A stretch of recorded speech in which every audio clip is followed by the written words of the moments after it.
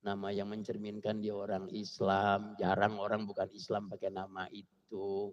Dan itu sudah dilakukan bertahun-tahun. Nyelengin dosa. Na'udzubillah min dzalik. Itu yang pedagang. Pebisnisnya pakai bahasa-bahasa bohong.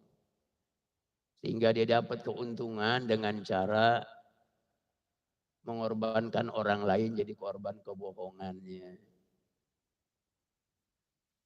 Kalau pejabatnya sama rakyat enggak, tapi mikirin amat, yang penting saya.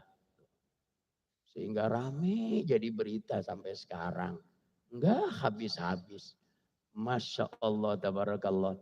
Kalau semuanya, setiap muslim siapapun dia, apapun profesinya, dimanapun perannya, kemudian akhlak yang mulia menjadi sesuatu yang utama dalam aktivitas dia, Masya Allah. Jadi siapapun. Di pasar Cibubur itu ada tukang sayur, bapak-bapak, ibu-ibu, hadir-hadir nih, ibu-ibu mungkin hafal. Begitu turun dari parkiran itu belok kiri sedikit, itu ada tukang sayur. Ya saya taunya beliau. Saya kira yang lain pun sama seperti beliau. Beliau tuh kalau saya kebetulan sering nganterin istri. Ya, ngawal gitu. Karena kalau istri nenteng-nenteng belanjaan 2 kilo, 3 kilo, saya pikir berat lah. Udah mending saya aja yang keliling.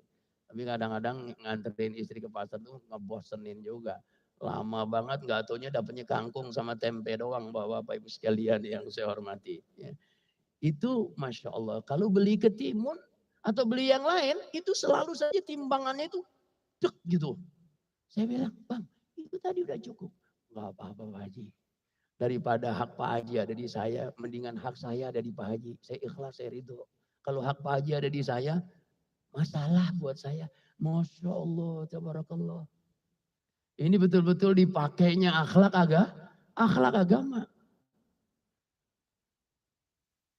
Siapapun nanti dan apapun profesinya, kalau sudah akhlak, Masya Allah, di mana-mana dia tebarkan akhlak yang mulia, maka visinya akan diperoleh. Selesai. Kemuliaan dunia akhirat, hasanah dunia akhirat dia bakal dapat. Terakhir, Bapak-Bapak Ibu sekalian yang saya hormati. Nabi menyebutkan mukmin yang kuat lebih baik dan lebih Allah sukai dibanding mukmin yang lemah. Gitu kan ya? Termasuk kuat secara fisik. Nggak enak banget Pak kalau puskesmas itu tiap hari penuh. Bapak-bapak, ibu-ibu yang tua, yang muda. Begitu dipanggil Islam semuanya yang pada sakit. Yang lagi batuk, yang napasnya lagi tersengal-sengal.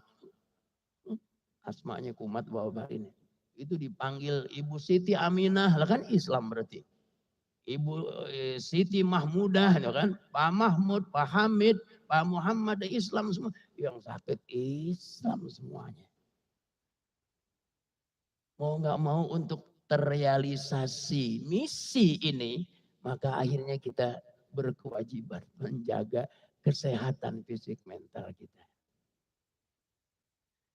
Yes, saya sering ngobrol sama dokter. Dokter tuh kalau saya misalnya lagi ketemu, jadi suka nanya ini, nanya itu, yang kaitannya sama ilmu agama. Semampu saya jawab. Saya pikir, lah mendingan kita saling memberi. Saya tanya juga yang berkaitan dengan ilmu kedokteran kan. Dok, lalu gula darah tinggi itu seperti apa sih? Akibat apa sih? Dia ceritain gini, gini, gini. Terus bagaimana memperbaikinya? Nanti ada yang bisa sembuh, ada yang nggak bisa sembuh. Kalau yang nggak bisa sembuh minum obat supaya kadar gulanya di dalam darah terus seimbang. Dok, kalau supaya nggak sampai prostat tuh kayak gimana sih dok? Sekarang nih makan ini, makan ini, makan ini. Karena setiap laki-laki begitu masuk usia 45 ke atas sangat potensial masalah prostatnya. Sakit prostat itu Pak, bapak saya 3 tahun.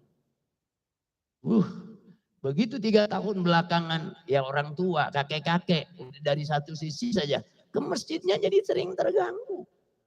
Karena fisik yang kurang sehat.